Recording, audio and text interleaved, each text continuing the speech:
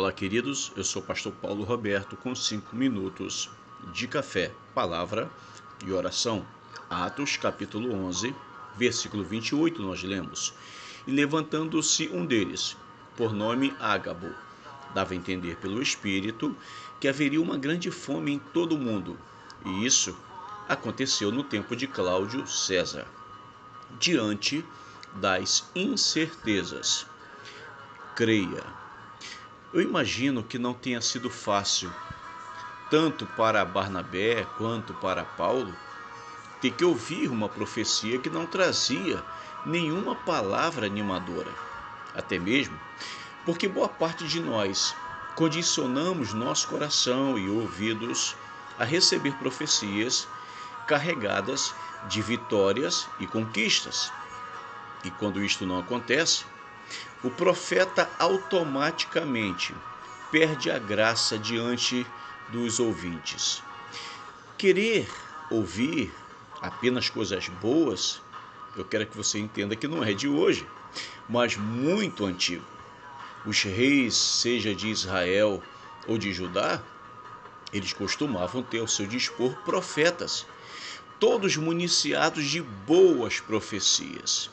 Muitos desses profetas acabavam se corrompendo, produzindo profecias que agradavam apenas o coração do rei. Assim, eles recebiam os privilégios que o palácio podia oferecer sem se importarem se as suas profecias estavam desagradando ao Senhor. Esta não era a preocupação destes profetas, ou pelo menos de alguns deles.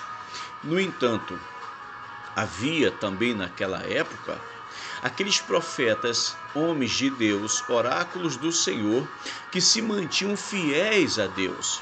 Nós temos aqui um dos exemplos mais conhecidos na Bíblia, que é o profeta Micaías. Você vai achar este profeta em 2 Crônicas, no capítulo 18, quando você percebe que Acabe, rei de Israel, e Josafá, rei de Judá, fizeram uma reunião para ir à guerra contra os seus inimigos. Eles estavam prestes a atacar tanto Israel quanto Judá. Então os dois reis fizeram uma reunião para traçar alguma estratégia de luta, de combate, para irem juntos. Então perceba que o rei Acabe, no versículo 5 de 2 Crônicas 18, ele juntou em volta dele 400 profetas para receber profecias desses profetas, saber se eles venceriam a guerra ou não.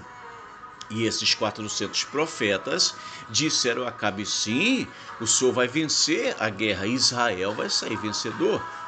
Então Josafá, ouvindo as profecias desses 400 homens, ele ficou desconfiado e ele perguntou: não tem mais algum profeta aí que possa falar alguma coisa diferente? Não há outro? E aí Acabe disse: sim, ainda tem um, é Micaías. Mas eu odeio este profeta, porque tudo que ele fala é contra mim.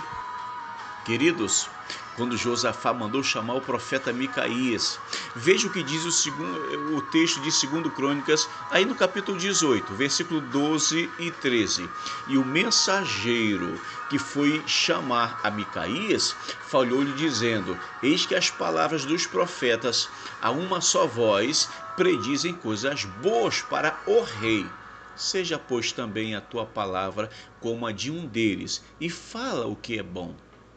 Porém, Micaías disse: vive o Senhor, que o que meu Deus me disser, isso falarei. Você percebe, queridos, o que é um verdadeiro profeta? Eu lembro de um profeta, um servo de Deus, Carlão, que foi usado por Deus para avisar o seu chefe na empresa que trabalhava, que ali, naquele local determinado que Deus mostrou, alguém morreria. E este chefe dele disse: eu não acredito nisso, Carlão, você está mentindo, isso é coisa da sua cabeça. Passou-se 15 dias e uma pessoa exatamente no local onde este homem de Deus disse que aconteceria uma tragédia, foi exatamente aonde a pessoa morreu. Querido, você percebe que a gente precisa dar crédito à palavra de Deus, aos homens de Deus. Então creia, diante das incertezas, Creia diante das incertezas. Peça ao Espírito Santo para falar ao seu coração, para confirmar. Em nome de Jesus. Deus e Pai, em nome de Jesus, não permita-nos que nós venhamos ser igual a Acabe, que junta-se de profetas para falar apenas aquilo que a gente quer ouvir, que agrada ao coração, aos ouvidos, mas que possamos ouvir, Deus, verdadeiros profetas como Ágabo, assim como Paulo e Barnabé deu ouvidos e a palavra se cumpriu, que aconteça com a gente, em nome de Jesus. Amém.